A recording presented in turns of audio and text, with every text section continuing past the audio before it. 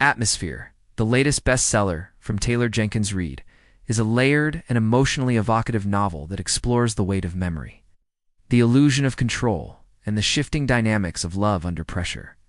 The story follows Laura Hastings, a renowned but reclusive composer who hasn't released new music in over a decade.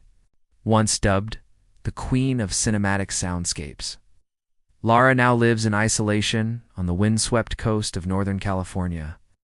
Haunted by a tragedy she refuses to speak about and a past she never fully escaped.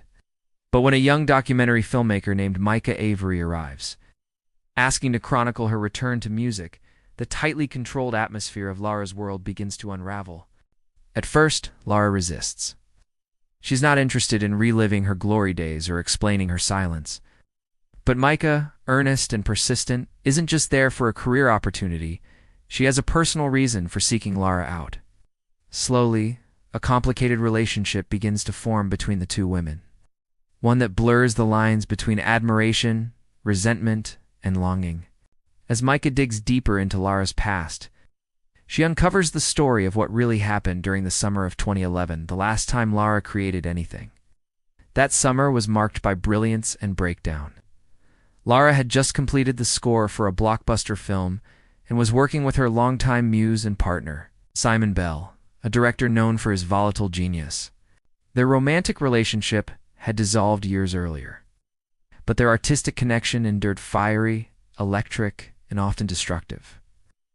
As Laura pushed herself to produce something transcendent, she also pushed her mind and body to the brink. When Simon unexpectedly died in an apparent suicide, Laura vanished from public life, leaving unanswered questions and a half-finished album behind. Through Mika S. Lend, her probing interviews with those who knew, Laura Bestui began to piece together the woman behind the myth. We meet Felix, her former manager, who now runs a record label in LA, still bitter about Laura's disappearance. We hear from Allegra, Laura's estranged sister, who believes that music always came before family. And we spend time in Laura's own head, as fragments of the past leak into the present, forcing her to confront the creative euphoria and emotional devastation that defined her life. As the narrative shifts between past and present, Reid masterfully builds emotional tension.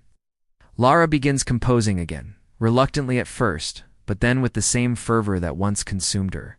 Micah documents the process, but as their collaboration deepens, secrets emerge that threaten to dismantle the fragile trust they've built. Micah reveals that her father was Simon Bland, that she believes Laura knows more about his death than she has ever admitted. This revelation cracks the story wide open. What began as a portrait of an artist's return becomes a raw examination of guilt, grief, and the need for closure.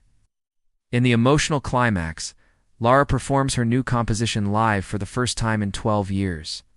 During a private recording session arranged by Micah, the music is haunting, vast and intimate, a sonic diary of everything she's been unable to say.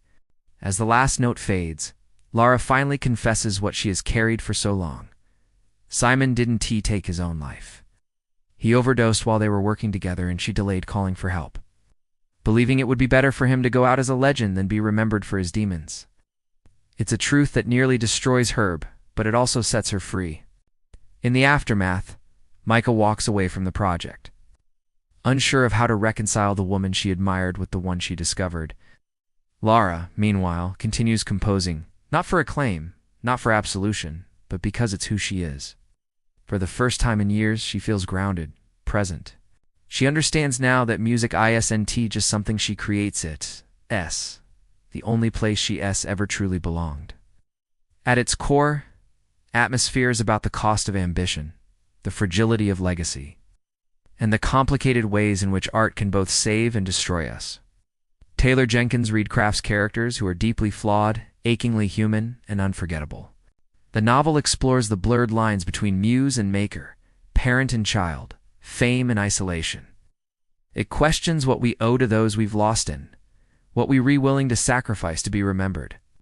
Told in Reid's signature voice, intimate, cinematic, and emotionally charged Atmosphere invites readers to sit inside the storm of its characters' inner lives. It's a story of silence and sound, of holding on and letting go, and of finally learning how to breathe when the weight of the past has been lifted. In the end, It reminds us that even the heaviest truths can coexist with beauty, and that sometimes the most powerful compositions are born from the spaces in between the notes.